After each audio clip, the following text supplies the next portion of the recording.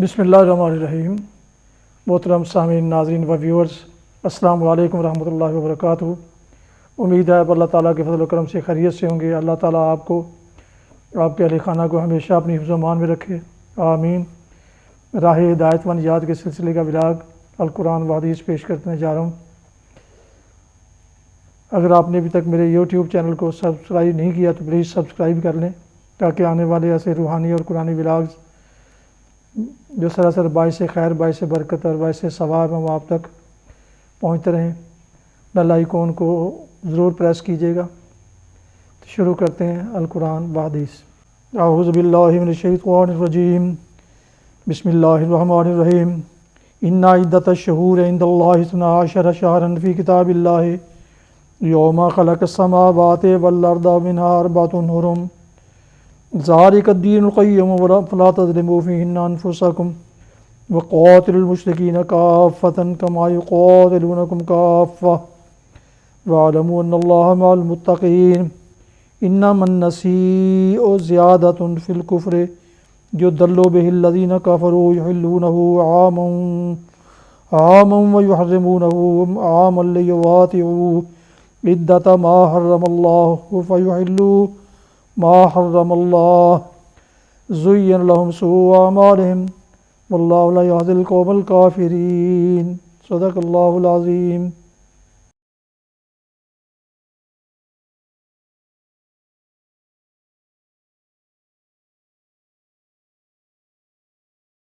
سورہ توبہ کی آیات مبارکہ 36 اور 37 کی تلاوت کی گئی، جس کا اردو ترجمہ پیش خدمت ہے۔ ان عدۃ الشہور عند اللہ 12 فی کتاب اللہ۔ حقیقت یہ ہے کہ مہینوں کی تعداد جب سے اللہ نے آسمان و زمین کو پیدا کیا ہے، اللہ کے نوشتے میں 12 ہی ہے، نوشتے میں 12 ہی ہے، اور ان میں سے 4 مہینے حرام ہیں۔ یہی ٹھیک ضابطہ ہے، لہٰذا ان 4 مہینوں میں اپنے اوپر ظلم نہ کرو اور مشرکوں سے سب مل کر لڑو جس طرح وہ سب مل کر تم سے لڑتے ہیں، اور جان رکھو کہ اللہ متقیوں ہی کے ساتھ ہے۔ نسبی تو کفر میں ایک مزید کافرانہ حرکت ہے جس سے یہ کافر لوگ گمراہی میں مبتلا کیے جاتے ہیں۔ کسی سال ایک مہینے کو حلال کر لیتے ہیں اور کسی سال اس کو حرام کر دیتے ہیں، تاکہ اللہ کے حرام کیے ہوئے مہینوں کی تعداد پوری بھی کر دیں اور اللہ کا حرام کیا ہوا حلال بھی کر لیں۔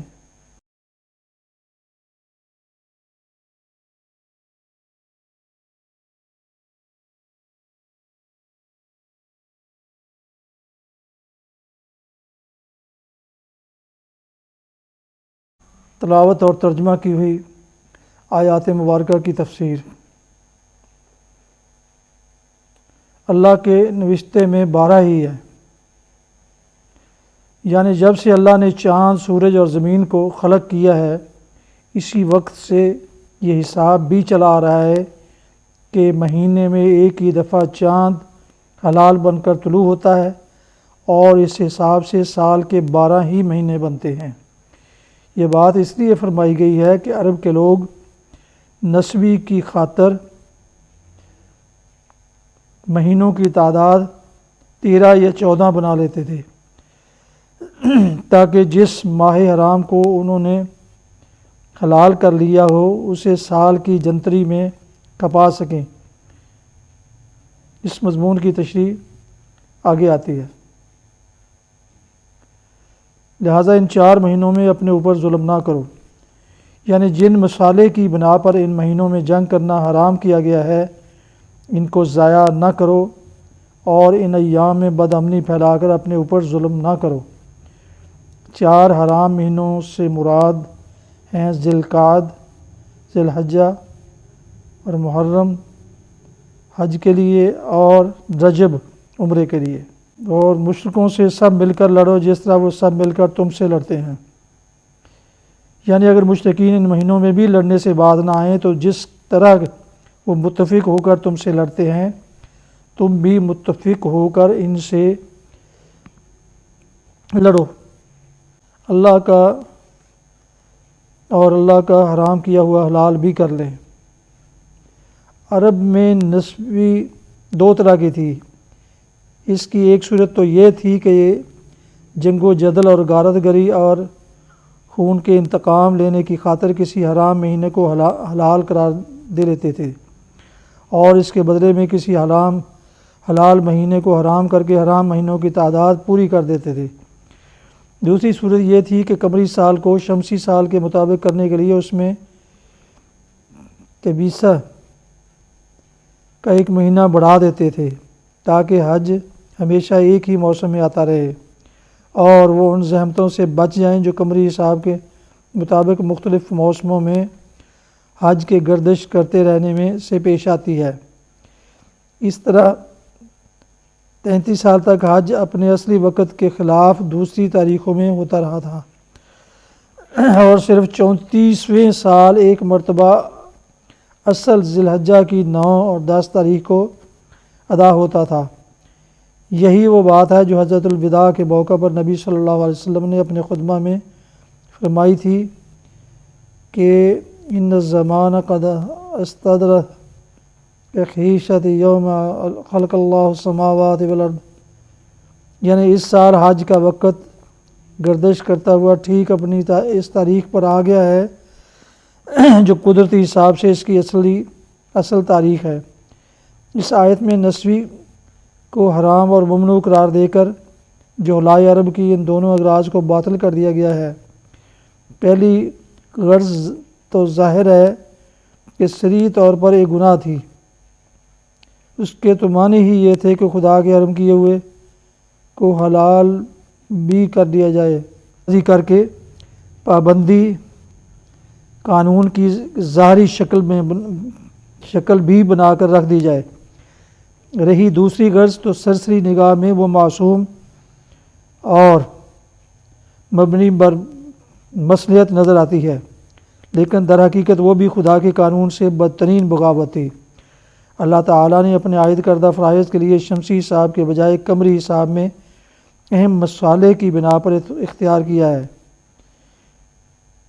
ان میں سے ایک یہ بھی ہے کہ اس کے بندے زمانے کی تمام گردشوں میں ہر قسم کے حالات اور کیفیات میں اس کے احکام کی اطاعت کے خوگر ہوں۔ مثلا رمضان ہے تو وہ کبھی گرمی میں اور کبھی برسات میں اور کبھی سردیوں میں آتا ہے، اور اہل ایمان ان سب بدلتے ہوئے حالات میں روزے رکھ کر فرما برداری کا ثبوت بھی دیتے ہیں اور بہترین اخلاقی تربیت بھی پاتے ہیں۔ اسی طرح حج بھی قمری حساب سے مختلف موسموں میں آتا ہے اور ان سب طرح کے اچھے و برے حالات میں خدا کی رضا کے لیے سفر کر کے بندے اپنے خدا کی آزمائش میں بھی پورے اترتے ہیں اور بندگی میں پختگی بھی حاصل کرتے ہیں۔ اب اگر کوئی گروہ اپنے سفر اور اپنی تجارت اور اپنے میلوں ٹھیلوں کی سہولت کی خاطر حج کر کے کسی خوشگوار موسم میں مہینہ کے لیے قائم کر دے تو یہ ایسا ہی ہے جیسے مسلمان کوئی کانفرنس کر کے طے کر لیں کہ آئندہ سے رمضان کا مہینہ دسمبر یا جنوری کے مطابق کر دیا جائے گا۔ اس کے صاف معنی یہ ہیں کہ بندوں نے اپنے خدا سے بغاوت کی اور خود مختار بن بیٹھے۔ اسی چیز کا نام کفر ہے۔ علاوہ ازیں ایک عالمگیر دین جو سب انسانوں کے لیے ہے آخر کسی شمسی مہینے کو روزے اور حج کے لیے مقرر کرے، جو مہینہ بھی مقرر کیا جائے گا راہ میں وہ زمین کے تمام باشندگان کے لیے یکساں سہولت کا موسم نہیں ہو سکتا۔ کہیں وہ گرمی کا زمانہ ہو رہا گا، کہیں سردی کا، کہیں وہ بارشوں میں موسم ہوگا اور کہیں خشکی اور کہیں وہ بارشوں کا موسم ہوگا اور کہیں خشکی کا، کہیں فصلیں کاٹنے کا زمانہ ہوگا اور کہیں بونے کا۔ یہ بات بھی ملحوظ خاطر رہے کہ نسی کی منسوخی کا اعلان سن 9 ہجری کے حج کے موقع پر کیا گیا اور اگلے سال سن 10 ہجری کا حج ٹھیک ان تاریخوں میں ہوا جو قمری حساب کے مطابق تھیں۔ اس کے بعد سے آج تک حج اپنی صحیح تاریخوں میں ہو رہا ہے۔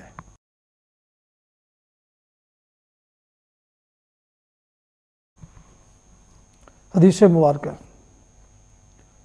حضرت انس رضی اللہ عنہ سے روایت ہے، رسول اللہ صلی اللہ علیہ وسلم نے فرمایا، جو شخص علم کی جستجو میں نکلتا ہے تو وہ لوٹنے تک اللہ کی راہ میں شمار ہوگا۔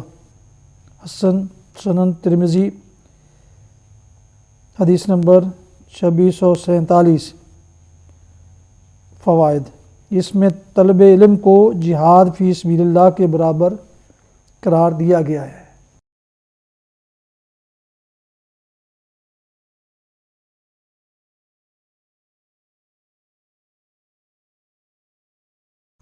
پیارے ویورز، محترم ناظرین و سامعین، یہ تھا راہ ہدایت و نجات کے سلسلے کا ولاگ القرآن و حدیث، جس میں آج آپ نے سورہ توبہ کی آیات مبارکہ 36 اور 37 کی تلاوت، ترجمہ اور تفسیر سماعت فرمائی۔ اس کے علاوہ ایک حدیث مبارکہ بھی آپ کی خدمت میں پیش کی گئی۔ آج کا ولاگ ختم کرنے سے پہلے ایک دفعہ پھر ضرور گزارش ہے کہ اگر آپ نے ابھی تک میرے یوٹیوب چینل کو سبسکرائب نہیں کیا تو براہ کرم اسے سبسکرائب کر کے، لائک کر کے بیل آئیکن کو ضرور پریس کیجیے گا اور دوستوں سے شیئر بھی کیجیے گا، تاکہ آنے والے ایسے روحانی اور قرآنی ولاگز جو سراسر باعث خیر، باعث برکت اور باعث ثواب ہیں، وہ نہ صرف آپ بلکہ دوستوں تک بھی پہنچتے رہیں، اور یقیناً اس کا اضافی ثواب آپ کو بھی ملے گا۔ اللہ تعالیٰ آپ کا حامی و ناصر ہو، اللہ تعالیٰ آپ کو، آپ کے لیے خانہ کو ہمیشہ اپنے حفظ و امان میں رکھے، آمین۔ اپنا بہت خیال رکھیے گا، اپنی دعاؤں میں پاک وطن، والدین، آباء و اجداد، اعزاء و اقارب، دوست و احباب کے علاوہ اس ناچیز کو بھی شامل فرمائیں تو انتہائی طور پر شکر گزار ہوں گا۔ السلام علیکم ورحمۃ اللہ وبرکاتہ۔ پاکستان زندہ باد۔